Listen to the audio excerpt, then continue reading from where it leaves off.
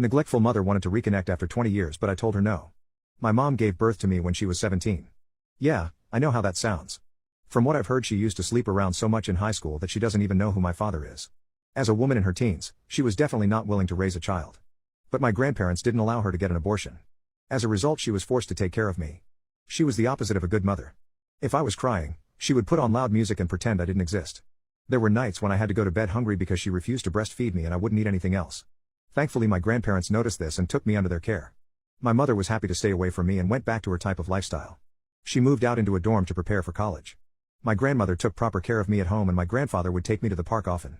He had a surgery done on his hip so he wasn't able to move that much but always made sure to play with me. I consider them my real parents and will always be grateful to them. When I was 4 years old, they hired a babysitter to take care of me because they had to attend a wedding. On their way back, they had a terrible accident and unfortunately didn't make it. As a kid at the time, I didn't know that my life was about to become a living hell. I cried for days and days. The house was in my mother's name so she moved back. It's like she was happy that her parents were gone, because she began having late night parties in the house literally a week later.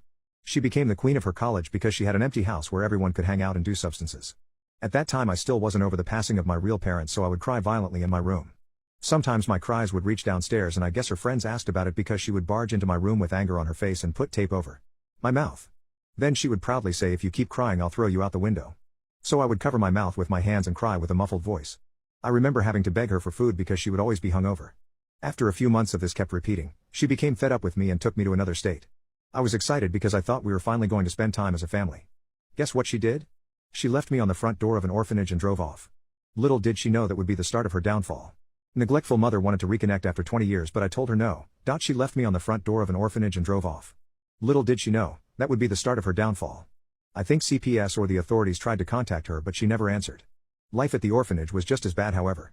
There were too many kids for the caretakers to pay proper attention to everyone. I was still a crybaby so they hated me for how much noise I made. There were plenty of resources for everyone to share but the clever kids would hog most of them. I don't even remember having a favorite TV show or cartoon. The male caretakers would tell me, "You're a girl so you have more needs than others. That's why you are not happy." I'm honestly proud of the younger me for going through that and surviving. When I was 9, I was adopted by a couple struggling to have a kid of their own. Let's call them Kate and Brad. The words they spoke during our first meeting will stay with me for the rest of my life. "We won't try to be your real parents if you don't want us to. But we promise that we will provide you with everything you need, including love." And believe me when I say these two were the loveliest human beings on earth. They showered me with so much care and love that I began calling them mom and dad within a year. They also enrolled me in school. Thanks to them I breezed through until I reached high school. I was a good kid and got good grades because I wanted to impress my new parents. However, I got bullied for being a different race from them. Kids would talk about me all the time. "Look, it's the kid with blank parents. Do you think her mom cheated on her dad?" But since I knew the truth I just ignored them. I met Adon in my 3rd year of high school and everything flipped over from there. He made me feel so happy and wanted that I could no longer hear the nasty comments from my bullies. I introduced him to Kate and Brad. And they were reluctant at first, but soon welcomed him as family. I took psychology in college and was able to start working as a therapist. Having gone through a tough childhood I wanted to help others who were struggling with dealing with the past. I was 25 and still living with my parents, but me and Adon were saving up to buy a house. Then one day my biological mother knocked on the door. Neglectful mother wanted to reconnect after 20 years but I told her no. Then one day my biological mother knocked on the door.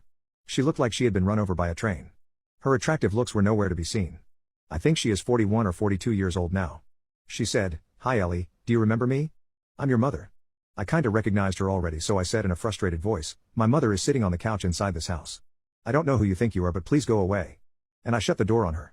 From there began a series of events that would disturb my sleep at night for the next month. The very next day she knocked on the door again. I wasn't home at the time so Kate ended up talking to her. I don't know the exact details of the encounter but my bio mom tried to pull on Kate's hair so she was kicked out and had the cops called on her. Then she began exhibiting sociopathic behavior. She would show up to my office to bother me, begging for me to listen to her excuses. Adon helped me deal with the stress.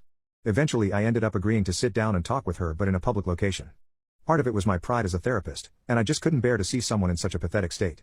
The meeting was honestly as expected. She was just giving me excuses about how she was a naive teenager that just wanted to party. Well, she had had a bit of trouble with the law and had to sell the house, so she was now homeless. She was asking me to give her some money and let her stay in Brad's house for a few weeks.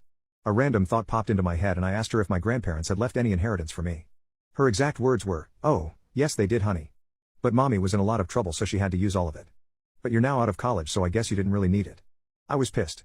I would be earning twice the money I am right now if I was able to afford a better college. I threw water at her face and told her, "You deciding to be a damn WHRE was your choice. I was just a baby and you decided to abandon me. You have no right to ask anything of me now. I will never let you step foot into my real parents' house. If you bother me or my family again, I will get a restraining order against you. Goodbye.